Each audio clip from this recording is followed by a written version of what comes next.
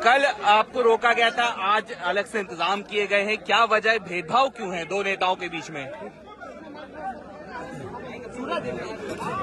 हर वर्ष की तरह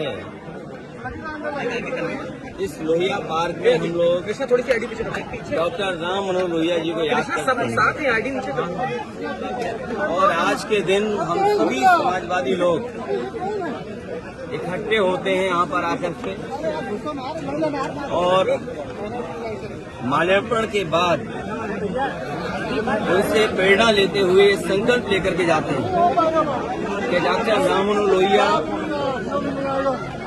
लोकनायक जयप्रकाश नारायण जी और नेताजी और बड़ी संख्या में समाजवादी नेताओं ने जो सपना देखा था कि भारत समाजवादी देश बने, समाजवादी व्यवस्था से देश चले, डॉक्टर राम मनोहर लोहिया जी के संकल्पों पे, उनके आदर्शों पे, उनकी बताई हुई नीतियों पे, जिन्होंने ये सपना देखा था कि हर तरह का भेदभाव खत्म हो समाज के अंदर, चाहे जाति को लेकर के भेदभाव हो,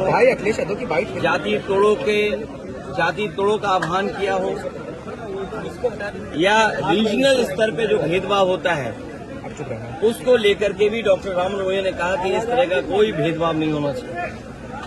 सत्य क्रांति का जो आह्वान किया था वो सही मायने में समाज को दिशा देता है।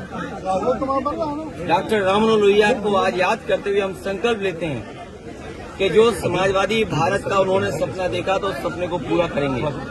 ये पार्क नेताजी ने बनवाया था और आज भी लखनऊ में लोगों के लिए या समाजवादी चिंतक विचारकों के लिए ये बहुत महत्वपूर्ण स्थान बनके उभरा है। इस स्थान पर सुबह से लेकर के शाम तक इस पार्क में लोग आते हैं और जब डॉक्टर राम मनोहर लोहिया के प्रतिमा के पास आते होंगे जरूर उनसे प्रेरणा लेकर के जाते होंगे।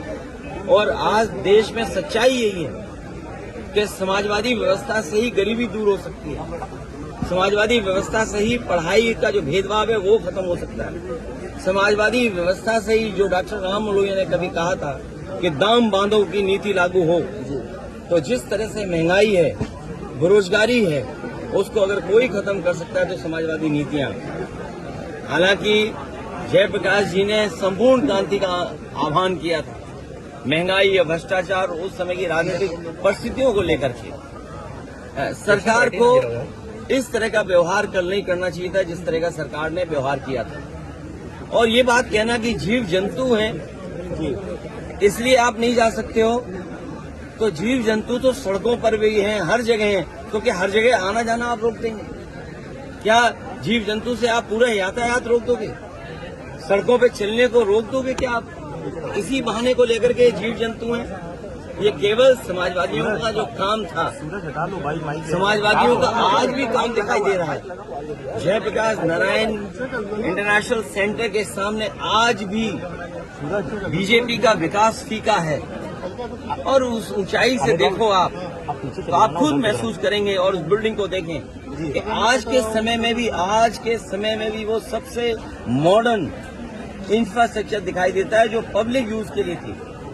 ये जो ओपन स्पेस आपको दिखाई दे रहा है, ये पार्क, ये समाजवादियों की देन है। चाहे आपका लोहिया पार्क हो, चाहे छोटे लोहिया जनेश्वर पार्क हो।